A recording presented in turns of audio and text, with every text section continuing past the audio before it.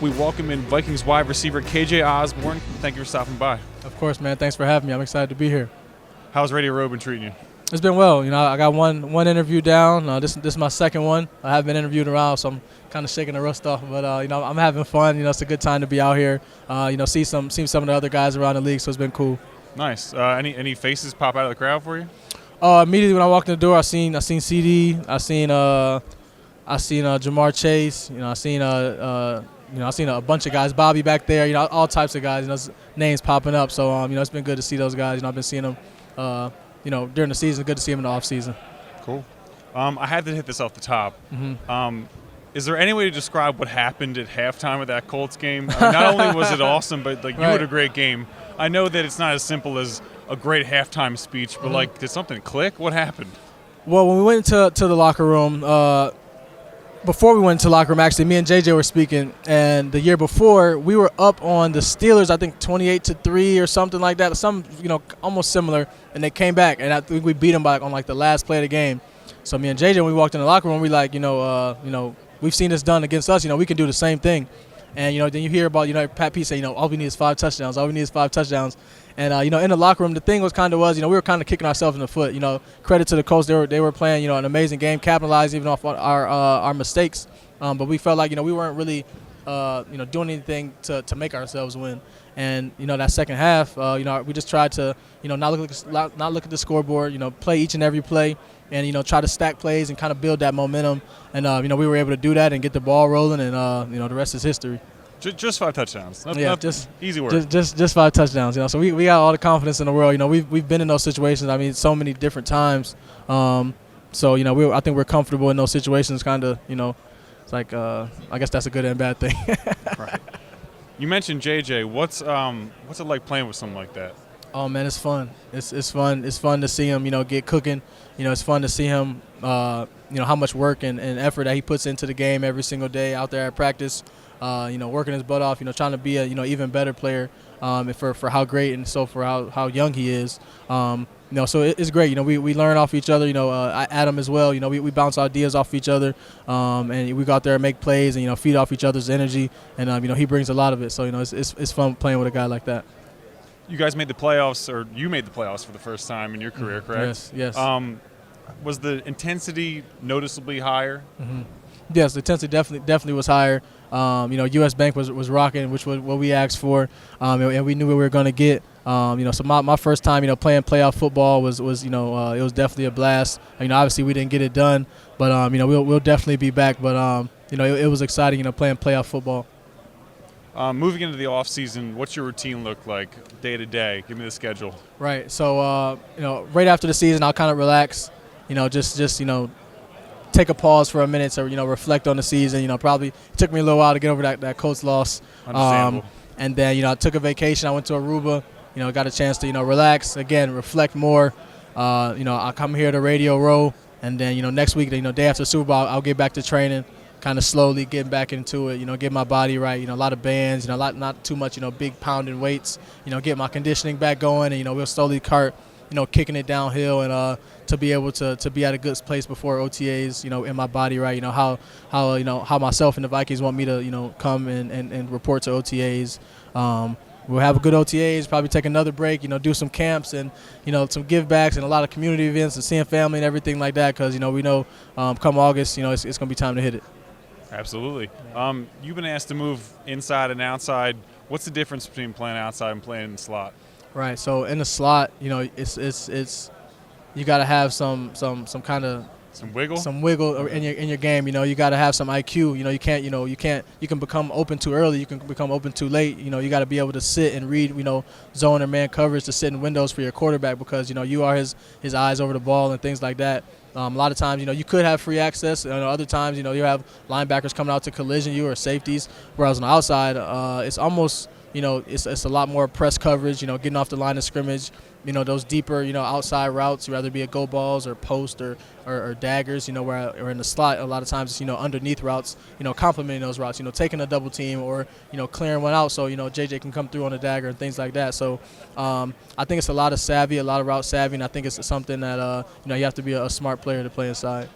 I think the slot corner is almost like the right tackle on defense. Like, they can be really good. You just don't get the recognition the outside guys get. Is there a slot corner that really stood out to you this season? It's kind of a deep cut, but.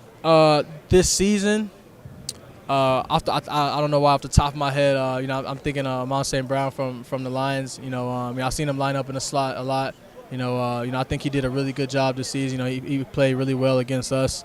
But off the top of my head, that's what I would have to go with. Is there some good advice you have for some fellow late round receivers coming up in the drafts? Right. I mean, just work, man. One thing I would definitely say number one is confidence. No matter how your season is going, where your career may think it's going or whatever. Take a day at a time.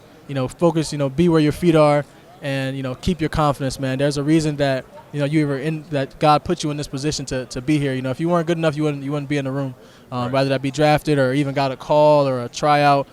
So keep your confidence. Understand that you'll be there, and the faster you learn the playbook, and you'll be able to be yourself again. You won't go out there not trying to mess up. You'll be going out there perfect your craft, and that's how you become a better player. Combine's fast approaching. Is there any drill or workout that doesn't apply to football at all that you remember? Oh man, why am I doing this?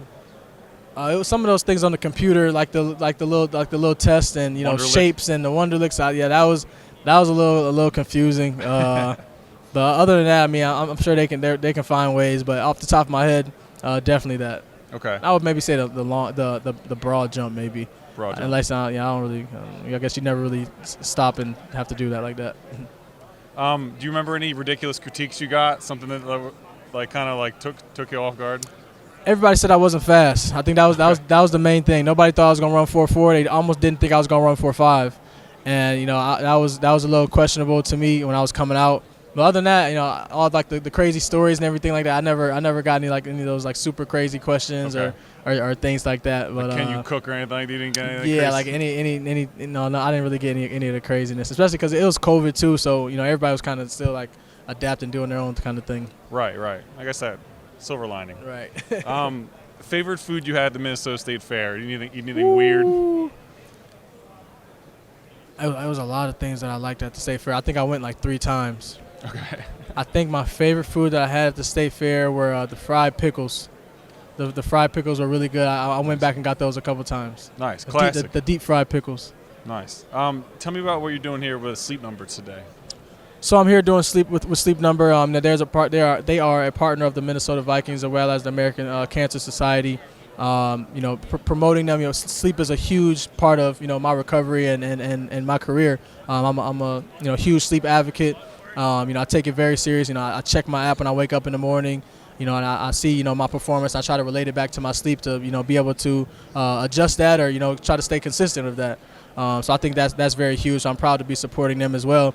As the American Cancer Society, I was telling someone else, we have plenty of kids that come in, on Fridays or Saturday walkthroughs.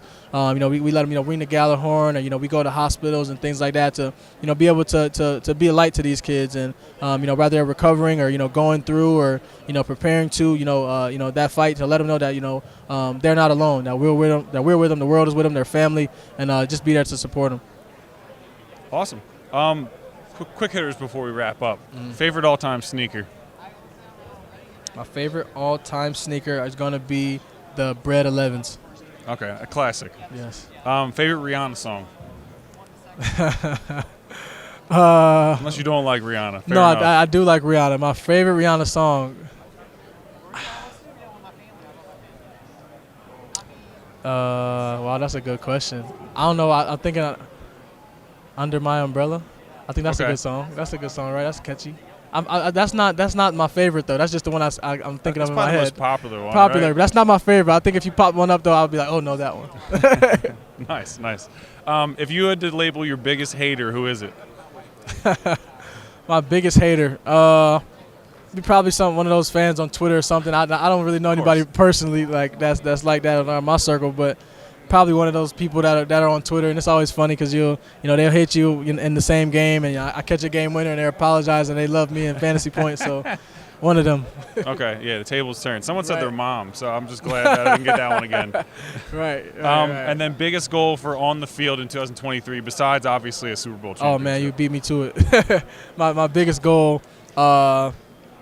my biggest goal would be, I want to be the player that I know that I can be. There's a level of my game that I want to go to. That I think only that myself probably has that high of expectations for myself, and that's something that I want to reach, or at least make strides at. If I can at least make strides at it, I think it'll be enough for everyone else, but it'll be on the way to my goal. Well, we wish you the best. Thanks for joining us, and enjoy the rest of Super Bowl week. Thank you so much. Thanks for having me. I want to think of that Rihanna song.